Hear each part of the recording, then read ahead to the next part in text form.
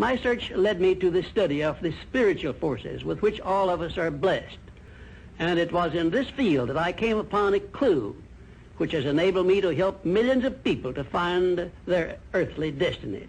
I want to describe my discovery in the simplest terms possible, because it will reveal to you why it is true that whatever the mind can conceive and believe, the mind can achieve, regardless of how many times you may have failed in the past or how lofty your aims and hopes may be. I caught my first fleeting glimpse of the profound law which provides the means by which we may choose our own purpose in life and attain it while I was being coached by Andrew Carnegie during the organization of the Science of Success philosophy.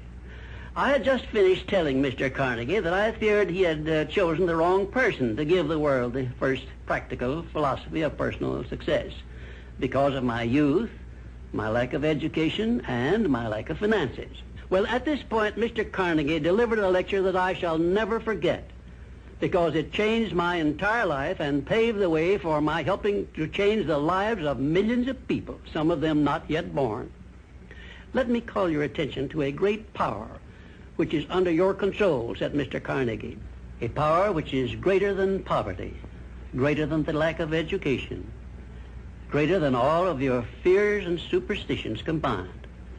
It is the power to take possession of your own mind and direct it to whatever ends you may desire. This profound power, Mr. Carnegie continued, is the gift of the Creator, and it must have been considered the greatest of all of his gifts to man, because it is the only thing over which man has the complete and unchallengeable right of control and direction. When you speak of your poverty and lack of education, Mr. Carnegie explained, you are simply directing your mind power to attract these undesirable circumstances, because it is true that whatever your mind feeds upon, your mind attracts to you. Now you see why it is important that you recognize that all success begins with definiteness of purpose, with a clear picture in your mind of precisely what you want from life. Then Mr. Carnegie continued his speech with a description of a great universal truth which made such an impact upon my mind that I began then and there to give myself a new outlook on life and set up for myself a goal so far above my previous achievements that it shocked my friends and relatives when they heard about it. Everyone, said Mr. Carnegie, comes to the earth plane blessed with the privilege of controlling his mind power and directing it to whatever ends he may choose. But, he continued, everyone brings over with him at birth the equivalent of 2 sealed envelopes, one of which is clearly labeled, the riches you may enjoy if you take possession of your own mind and direct it to ends of your own choice. And the other is labeled, the penalties you must pay if you neglect to take possession of your mind and direct it. And now let me reveal to you, said Mr. Carnegie, the contents of those 2 sealed envelopes. In the one labeled riches is this list of blessings. 1, sound health. 2, peace of mind. 3, a labor of love of your own choice. 4, freedom from fear and worry. 5, a positive mental attitude. 6, material riches of your own choice and quantity. In the sealed envelope labeled penalties, Mr. Carnegie continued, is this list of the prices one must pay for neglecting to take possession of his own mind. 1, ill health. 2, fear and worry. 3, indecision and doubt.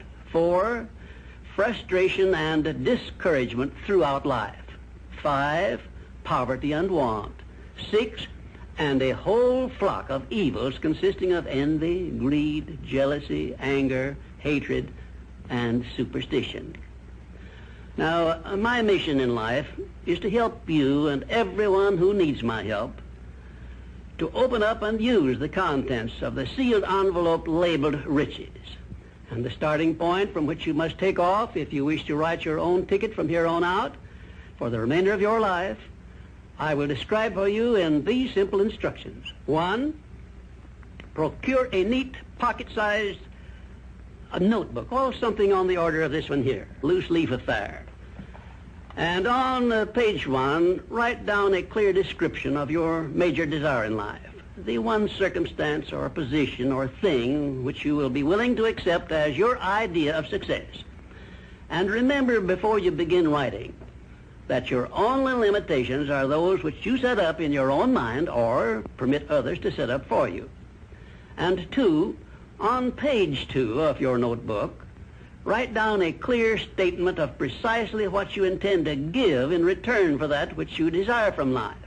And then start in right where you stand now to begin giving. And 3, memorize both of your statements, what you desire and what you intend to give in return for it, and repeat them at least a dozen times daily. And always end your statements with this expression of gratitude for the blessings with which you were gifted at birth. I ask not, O divine providence, for more riches, but more wisdom with which to accept and use wisely the riches I received at birth in the form of the power to control and direct my mind to whatever ends I desire. If you are not too successful or self-satisfied to accept and express this profound prayer, if you accept it and express it in the same spirit of humble sincerity in which I pass it on to you, a new and a better world will reveal itself to you. A world in which you will see reflected the circumstances and the things which you yourself have created. And now let me close this, our first visit, with my favorite expression of gratitude. O divine providence, I ask not for more riches, but more wisdom with which to make wiser use of the riches you gave me at birth, consisting in the power to control and direct my own mind to whatever ends I desire.